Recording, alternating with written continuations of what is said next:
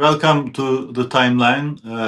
We have very tough and difficult questions. Will U.S. Israel attack to Iran will change the regime? What is the significance of killing Ali Khamenei, the supreme leader of Iran? So, is there anyone to replace the regime, or will there be any such thing? What will be the global implications of the war in Iran? So we'll be discussing all those with a prominent professor of international relations, Dr. Mehdi Noordaksh. Welcome, Dr. Noordaksh. Thank you very much for inviting me and give me that honor to be with you guys. Thank you. Thank you, thank you. And as always, I am with my co-host Jesse Water. Great to be Perfect. here. And I mean, if I may, little introduction to Dr. Mehdi. He is an expert on international relations, an Iranian academic, a political activist affiliated with the Freedom Movement of Iran, and the vice president of World Affairs Council in Harrisburg. And he has lots of writings about global affairs, and especially in Middle East and Iran. And his thesis is about from opposition to revolution, dynamics of change in Iran. So the change in Iran never ends. And now we have a new chapter in this process of change in Iran. So I like to start, Professor. How do you see this Israeli American attack to Iran? Will that lead to a regime change as expected or as assumed? Uh, no, it will not. Those who think that Iranian political system is not, complex and it has different layers, they make a huge mistake and they misread Iran. That is not the case. For any kind of regime change in any country of the world, you have to have boots on the ground. Because when you decapitate so many people, or for example, you fight against the military, then you have to have boots on the ground to clean the country from the remnant of the regime, and that is not the case. In Iran, not only military is unified, but the leadership is very much complex. And it is not like, for example, what it was in Venezuela. If Mr. Trump's model was a Venezuelan, model, it's much more complex. Is much more layered in that, sense. And you remember that after the 12 days war, the Iranian government could push back the regime's elements. We are talking about the military and everything. And now is exactly the same. For the Iranian government and Ayatollah Khamenei, the regime was much more important than individual. This was a kind of authoritarian regime that was valuing the government and not necessarily individuals, because the government and this government is ideological. The government is very much, of course, values ideology, and if that ideology is carried out by other, people, they do not mind. They do not mind, to rely on one person. Of course, with the going of Ayatollah Khamenei, there will be a lot of change in Iran. And a lot of people, of course, waiting for the passing of Ayatollah Khamenei in order to, the same as, what you saw in China and Mao. Under Mao, you could not change the political system. And in Iran, are exactly the same thing. And now I think after the passing of Ayatollah Khamenei, we will see a different environment, a different, political environment. I was listening today and I was talking to a couple of governments who are in the government that there is a speculation that very quickly political prisoners were freed, and many of them, of course, are known, like Hossein Mousavi and others, and they want to start from there. And there is a demand in the Iranian society for a referendum. Perhaps that is soon now to talk about it, but definitely the politics after Ayatollah Khamenei, not only the regime does not collapse, but the politics after Ayatollah Khamenei changed drastically. Yes. So you say Venezuela model will not work in Iran, and equating Maduro with Khamenei is totally wrong. This is what you say, correct? Absolutely. In Venezuela, Mr. Trump decided to decapitate the government and work with the military and the rest. In Iran, you don't work with the military. The military is very unified. And that military is not negotiating with Mr. Trump. Later on, the relationship is something else. But you cannot.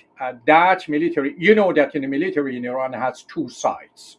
You have regular army that for the first time actively participated in that in that fight at the moment, and then you have of course the guard, and for the first time of course they came together at this level that we are talking about, and that they have showed how capable of course they are in some some contexts. I'm not saying that they are defeating this government or that government or the United States, but very much of course defended themselves to some level, and that continues. And as I said, that military is not negotiating with the United States. They are waiting for the establishment of a new government, and then after that, of course, open up the country and start a new foreign policy. Let's put it this way. Dr. Noordaksh, a recent Reuters poll that I read yesterday said that only about 1 in 4 Americans believe that this strike in Iran was, quote unquote, a good idea. Turning that coin over and looking at it from a different lens, from your perspective, what population or what ratio of Iranians believe that this was a, quote unquote, good idea?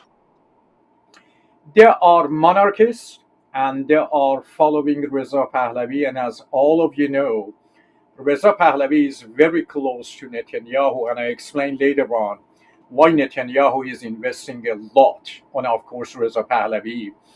They are very much, of course, inviting the United States, encouraging the United States and Israel to attack Iran. But after that attack in the last couple of days, they are under heavy pressure because the tolls on the Iranian is enormous. You heard about, of course, the 160 children so far in Iran.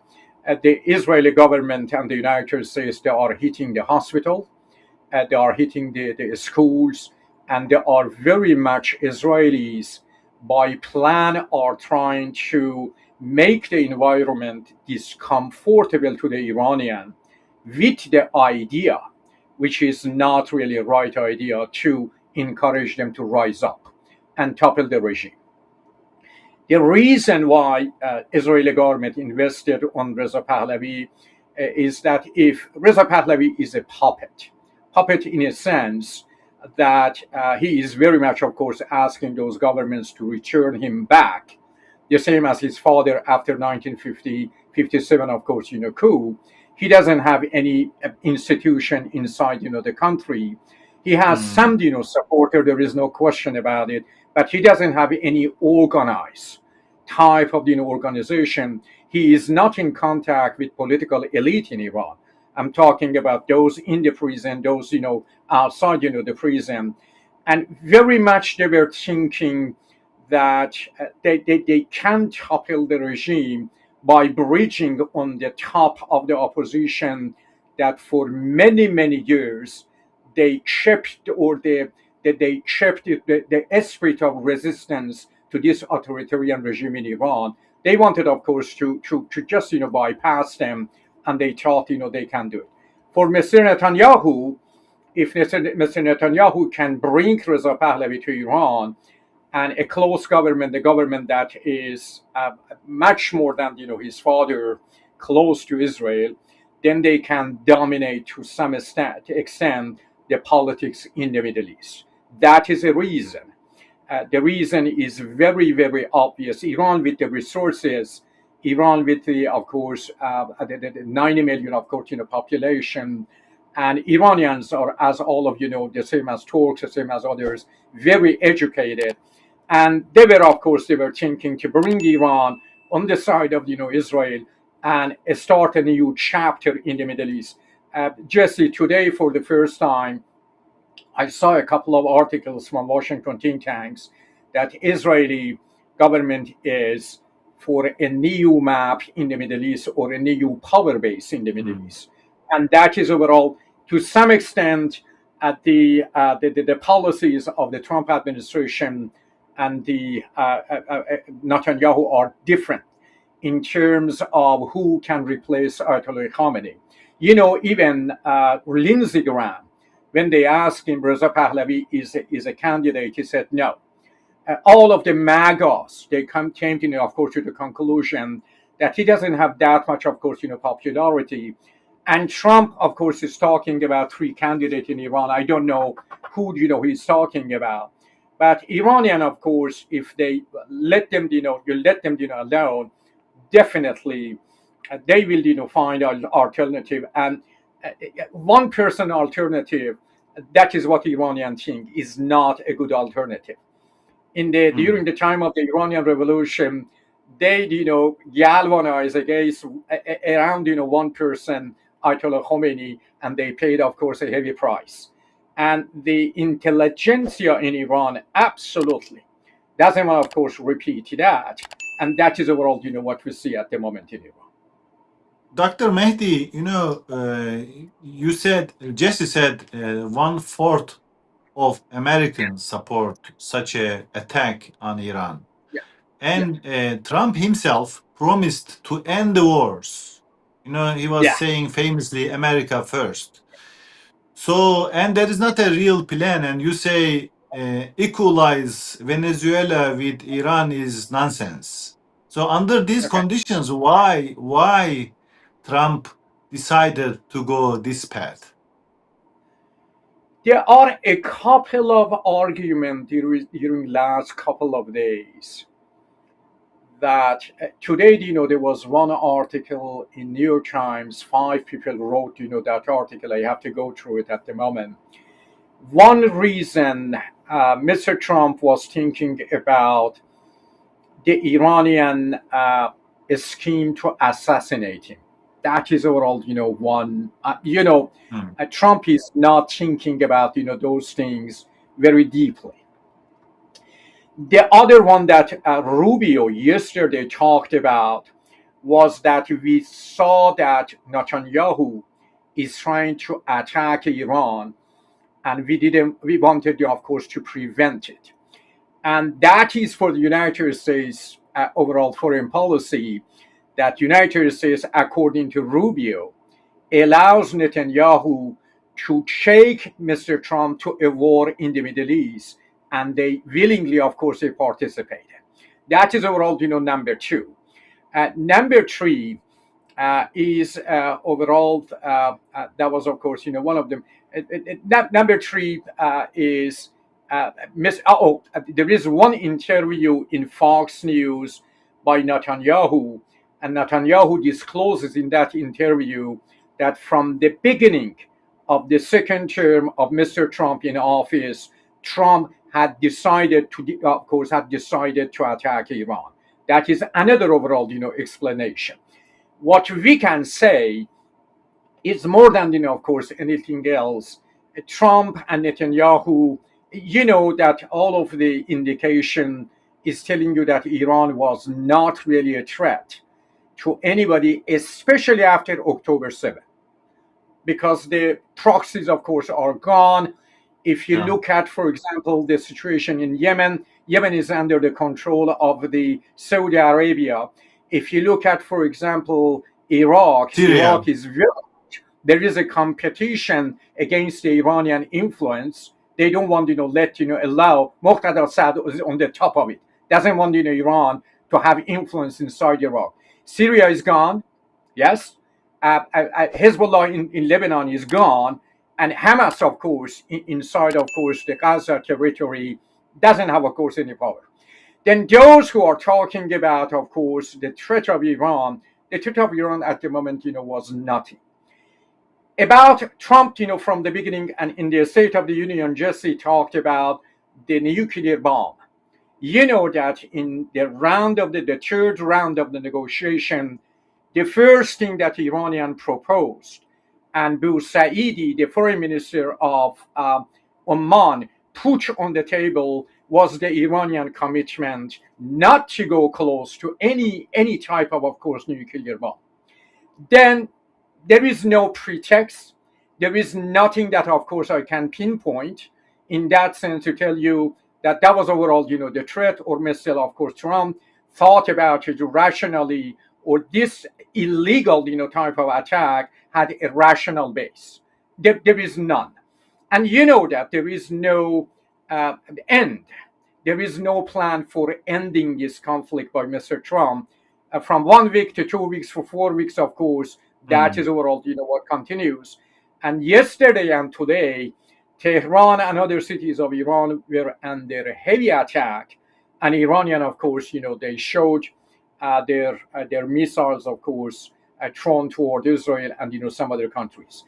For the Saudi Arabia and others, and there is another, of course, piece of information that last night, for the first time, and I'm giving you this piece of information, Jesse, Tucker Carlson exposed last night that 2 spies from Israel were captured in Qatar, and in Saudi Arabia, they were implanting bomb.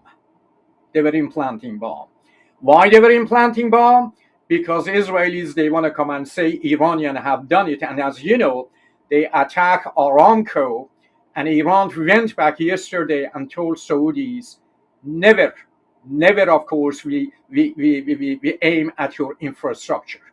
We only, attack the United States assets and all of, those things. And I know, I'm 100% know that they don't want to lose everybody. They don't want to attack Saudi Arabia, this and that. You know what I'm talking about, because they are playing a very precarious game, at the moment. On one side, they see the United States installations in those countries, and they want to attack them. On the other side, these are friendly countries that they mended the differences in the last couple of years. And that, act of Mr. Netanyahu and Mr. Trump really made a very bad precedent. Yesterday, I was reading, one article that nobody now trusts the United States when that, person or that country come and sit, around the table, because they can hear something from the United States, and the United States government act differently. Yeah. And that is exactly what it is. And Abdülhamit, let me, of course, explain to you what Saidi is saying. Saidi was very, very angry because he was a middleman. And at the end of it... So this is the foreign minister of Oman who was intermediating between... and he is very respectful in the Middle East. All of the countries of the Middle East, they respect, that man for his dignity. And he said, at the end of one tweet, he said, this is not the United States war. This is not. And that is exactly conveying, of course, that message that this is the Israeli war and that is not the United States war. Netanyahu is the biggest winner, of course, in this conflict. But of course, it is not the end of it, because the Iranians are inflicting heavy damages at the moment in Israel too. And we have to see overall the end game. We don't know. I don't want to say that Iran is stronger than the United States and Israel, the combined, of course, United States and Israel. But the kind of damages that they inflicted, it was not expected. It was not expected. Everybody was thinking about the 12 days war, that Iran lost it for the first 2 days, and little by little, of course, gained it. But Iranians were ready this time. Were ready this time, and years of authoritarian regime investing, of course, in military is paying off. Let's put it this way: they took it from the at the dinner table of the people to put it in the military, and it is of course paying off at the moment, and there is no question about it. Nobody was expecting this. And Yeah. Abdülhamit, my friend, you please call me Mehdi. Don't call me Dr. Noordaksh, please. I Okay. feel very uncomfortable in front of both of you.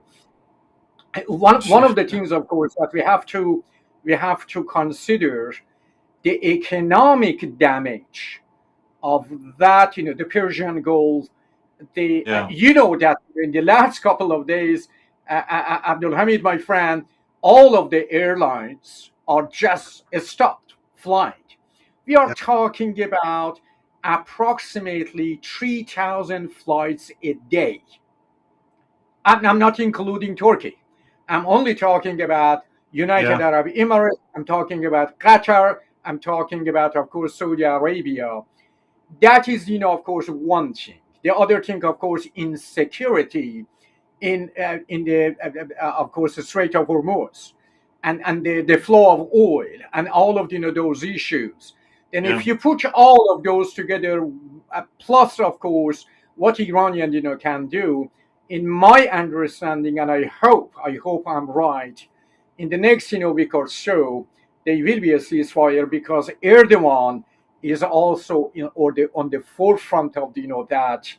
Erdogan and Qatar, they are working very hard at the moment to put that ceasefire together, and I hope of course it will work. And everybody wait for the post Khamenei government. Post Yeah. Khamenei government, totally a different government. I'm telling you now, that is totally a different kind of politics. Yeah, Mehdi, you said the implications of this conflict. Also, we need to add the oil prices jumping up, gas prices jumping up, and it has all international implications, not just to the area. The Europes will be paying more to buy gas. There was already Ukrainian burden. Now Iran Yeah, is adding to it. But when we and come and back the to stock the market and their stock market yes, drop. Just the stock market dropped in the last couple of days because there is a lot of uncertainty in the market, and the investors, they do not know where that war goes. And as long as Mr. Trump does not disclose any plan in any of course shape or manner, then we have chaos economically at the world scale. I'm not talking about only Middle East and those countries. I'm sorry, I yeah. disrupted you, Abdulhamid. No, I mean, I Yeah. just wanted to come back to the impact of this attack in Iran on Iranian society. So, do you think Yeah. this will increase, empower Iranian nationalism, or it will fuel the opposition, as Netanyahu expects? What is your expectation? What will be the main You you result you in terms of the you public couple, tendencies? you couple the Iranian nationalism that is very much the nationalism of Mossadegh in 1953. The Iranian nationalism is not a right nationalism. It's not a far right nationalism that Reza Pahlavi is promoting. Hmm. It is a very normal patriotic nationalism. And that combined overall with the opposition, that all of them respect Mossadegh as a respectable, of course, leader that kept Iran, of course, secure, and had, of course, something to say, nationalize the Iranian, of course, oil for the sake of Iranian. And that one of the debates that Mossadegh had with the Shah, and many people, of course, ignored it. Mossadegh asked Shah just to be a monarch and do not govern. Be like the monarchies in the European countries. And Shah said no. And that was a huge point of conflict between Mossadegh and the Shah. Mossadegh wanted the prime minister, the cabinet, and the parliament to decide about the government, but Shah, of course, had a different idea. Then that patriotic nationalism that has, I don't want to take your time at the moment, has 6 elements in the Iranian politics, is very much revered and respected by the opposition. And I'm absolutely sure at the moment what you see in the streets is very much the protection of the borders of the country and unity. And you know that, from outside, Abdülhamit and Jesse, Ayatollah Sistani yesterday also advised the Iranian for unity. And that is, Sistani has much more followers than any other, of course, any other person in Shia Islam. And these are, of course, important points that we have to consider. And I think that nationalism is not a far-right nationalism, is a patriotic. That is one of the elements of the Iranian nationalism, is inclusiveness. Iranian nationalism take under its umbrella all of the minorities in Iran and look at the Azeris, Baluchis, Kurds, and all of those Zoroastrians, talking about religion, as the owners of this country, as against far-right nationalism that in European countries you have seen. Yes. So you expect this patriotic type of nationalism will get stronger with these attacks, not the Absolutely. Pahlavi type opposition. No, and especially against, of course, Netanyahu and Israel, because for a lot of Iranian, I'm not talking about the supporter of Reza Pahlavi, what Netanyahu did to Gaza is make a huge thing. They have sympathy toward, of course, the Palestinian people. And this is overall, Abdülhamit, the discussion and the debate inside Iran, that anybody who doesn't feel pain for the Palestinian, for the Ukrainian people, that person does not understand human rights, does not understand democracy. We are living in a world that in this world you have to feel the pain of the children that are slaughtered by demagogue Putin in Ukraine, and of course those by Netanyahu in Gaza. Then any of course peace-loving person really think about these issues, that human rights, democracy, norms of democracy, these are not luxury things. These are the things that binding societies together at the moment and creates respect between me and you. That is the language of humanity. You cannot ignore it. You cannot ignore it. I don't know if you have seen it or not, Jesse and Abdülhamit. There are 2 organizations that are running polls inside the Middle East. One of them is Arab Barometers. The recent poll in the Middle East, I'm not talking about one country. Saudi Arabia was not polled. Iran, of course, they could not, poll. The majority in the Arab country, they want democracy for dignity. Democracy for dignity. And that is a huge thing. That is, of course, something that perhaps, sometimes, Jesse, I'm so sorry to say, Westerners, I do not mean, all of the people, in the West, but when they look at, the Middle East, they do not, feel, or they do not think that the people in the Middle East, they are human beings, that they love democracy. They love to overall run, their own government. And this is, I really invite you to go and, read the Arab Barometers and the democracy. That is absolutely shocking, the way, of course, they run, those polls inside those countries. Not, by phone. They sit with people one-to-one in those, countries, and they get, of course, their opinion. Well, I think you're exactly right. Your observation, I think, about Western culture's perspective of the Middle East, I think, is spot on. And I think that many Westerners, when they consider what the average Iranian or Iraqi or Saudi Arabian or Gazan or Palestinian or Syrian or Turkish individual is like, they have just abstract ideas of what those cultures represent.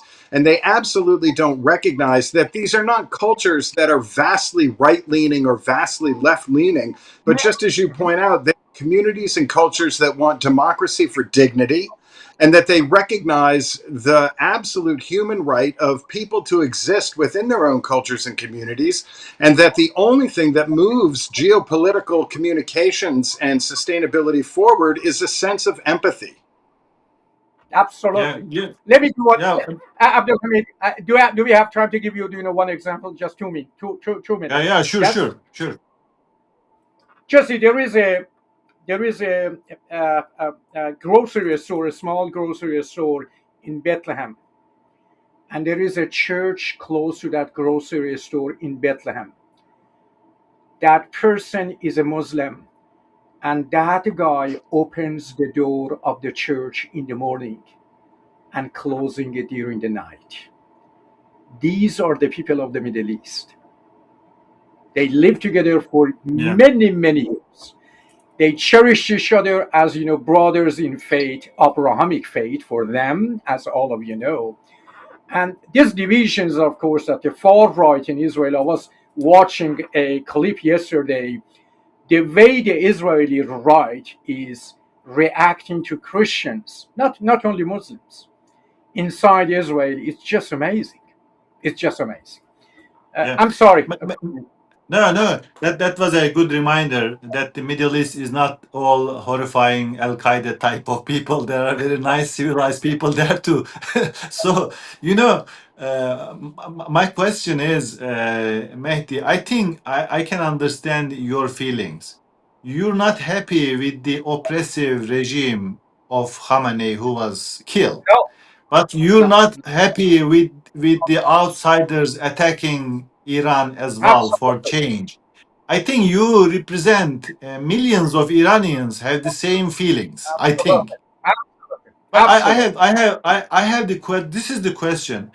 What could be the right way to help Iran to transfer, to change into a free and more prosperous society? This is the question as in that line. And the other one is there are, I see, and many people, I think, many of our viewers saw some opposition people in diaspora, Iranian diaspora, were dancing when these bombs were falling on Iran. How do you think and how do you feel about those? Why this is so? I don't like to judge anything, of course. I'm sure they have a reason. Yeah, it's a difficult Abdulhamid, question, but if you can, uh, I mean, also a little bit tell us about your background. You know what you feel. That will be much understandable, I think, for our viewers. yeah, I was very young, Abdulhamid. Well, when I was at the age of 16, I became from the high school very political against the Shah. My family had a progressive background, and I came out at the age of 22 and I joined opposition against the Shah. I was involved, of course, in the Iranian Revolution. I'm 7 years old now. I was involved at that time. And you know that in terms of the mentality and affiliation, I'm affiliated with the first provisional government of Iran, Mehdi Bazargan. I am a member of that political party, Freedom Movement of Iran, that is under a lot of pressure, and they stood for democracy, human rights in Iran in the last many years. And they split with Khomeini. Do you know when? When the American hostages were taken. When American hostages were taken, the Bazargan government said that is illegal, that is immoral, and that is not in the interest of Iran. And a lot of those guys who took the American hostages and they became radical, later on they came and thanked Bazargan. They said, you were right. Mhm. That put Iran in a course of radicalism. This Ayatollah Khamenei who passed, this Ayatollah Khamenei took advantage of slogans after taking American hostages, slogans against the West. And for the last 40 years, that has been, of course, his God, his overall, motto. And you know that today that Khamenei, of course, is left. Look at his inheritance.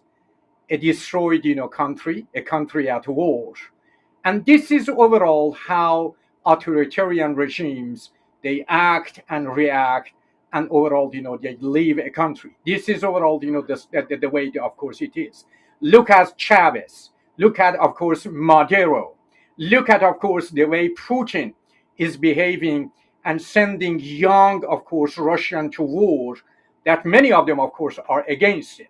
This is overall authoritarianism. That is overall its nature. That is the nature of authoritarian governments. So what is the way? What is the better way to change? Oh, okay. The Iranians, of course, as I said, they start a new phase, and I have news. I'm working with a lot of people, of course, in Iran. For many years, I sat and I studied and I overall lectured on social movements inside, of course, various societies. Some of my colleagues, like Saeed Madani, they are in jail at the moment because of their expertise. I was lucky that I was, of course, I'm outside the country. The last time that I went to Iran was under Khatami. And later on, the information ministry warned me that do not come back to Iran anymore. And why they warned me? Because at that time, the information ministry was under Khatami, and we were advocating for democracy under Khatami. Because as you know, Khatami is very different. It's a cleric, but very, of course, different, from them. Then overall, they need moral support at the moment. Our first step at the moment, and my first step, and a lot of Iranian political activists, is first to free all of the political prisoners. That is overall, the first step to show that there is something, of course, changing in Iran, and overall give, of course, people the chance to participate in the politics of the country and get the country ready for a referendum. I'm not talking about, this year, of course, perhaps 2 years, of course, from now, for a kind of government that is disentangled from religion, is a type of government that, of course, respect pluralism, secularism, and the institution of religion separate from government. In any country that has a viable government, institutions of religion are totally separate from government, and that is what we have to do, and that is what, of course, we are pushing for in Iran at the moment. So I hope that can be materialized, these nice ideals and hopes. But what about the dancing diaspora Iranians? I don't want to respond to that. Believe me, I I see. don't want to respond to that. I'm so sorry. No, not that Yeah, politically I'm afraid or anything, but this is shameful. I see. This is I see. you know that Abdülhamit. Did you know that Reza Pahlavi sent a sorry note to the United States for the 3 soldiers that they were killed Yeah. in the last couple of days, but not a single note to the families that they lost 160 children in one Yes, instant. that was indeed ugly. What about Jesse? Sorry for maybe I'm keeping the line busy. Do you know what? Mehdi, Do you know what what? about Yeah, what? we can come back Sorry. later on also. We can come Yeah, back later on. of course, that will continue. But As, as my last as, now, question, yeah, I know. As the situation in Iran develops, I would love to sit with you and Jesse to go through that will be great. because You know, Iran, Abdulhamid, Iran. Yeah, go ahead. I'm sorry. Go ahead. yeah, Go I ahead. like to learn the chance. You know, you draw a positive scenario that the prisoners of conscience could be freed, and there could Yeah, be a Khatami type of person to yeah. lead Iran and secular but respectful to religion, etc. This is, I think, I will agree totally, 100%. But what is the chance of the Republican Guards taking control and making it even more radical than Khamenei? Is this also a Let, let, me- chance as well? let me tell you, give you one incident to see that there is chance. You know that in that movement, Mahsa movement for imposition of hijab, the Iranian women kicked the government back. That is the Iranian society. They go to jail, they take bullets, but they are not giving up. And that is about 3 years ago. That's not too far. Yes. And this is overall what I see. And Abdülhamit, you have to know this, my friend, that Iran was the first country that in 1905 went through constitutional revolution. And in that constitutional revolution, they wanted to constrain the power of monarchy, the power of authoritarian Qajar dynasty. And during, of course, the last 100 years, the Iranians are pushing for democracy. They got rid of the monarchy, and I promise you, they get rid of the cleric also. This is the Iranian society that I'm very hopeful of. And what I'm telling you, why I'm saying, monarchy and the cleric, because during the Iranian history, sometimes, of course, they collaborated with each other to suppress the Iranian, of course, public. And these two sources are the sources of authoritarianism when, of course, they come to the government. And I'm very hopeful. I'm very, very hopeful. And I'm not, believe me, I'm informed hopeful. Let me put it in. I'm not idealist, in that sense. I see overall, on the ground what is, of course, is going on. Yeah. That's a good note. Jesse, any question? No, I think that's a great place to depart on, with that idea of having a genuine sense of pragmatic hope and not ideological sensibility. Yes. Yeah, That's absolutely. with that hopeful note out of very sad story. This we can conclude. Thank you very much, Dr. Mehdi Noordaksh. So that Thank was you very much. so helpful insights. Thank you very Lots much. of yeah. Jesse, I want to come back, encourage that man to invite me back. Because I had a Yes. nice conversation with you guys. Just joking. So yeah, so we will be happy to host you in other episodes about Middle East, about Iran. It seems this Middle East. saga will continue. And Jesse, Okay. thank you very Absolutely. much for your Of course. insights as always. Jesse, thank you. And I really appreciate it. Abdülhamit, yeah, thank and you, Of my course. friend. I really thank appreciate you, it. thank you very much, and thanks to our viewers who are supporting us, taking their time to listen, to subscribe.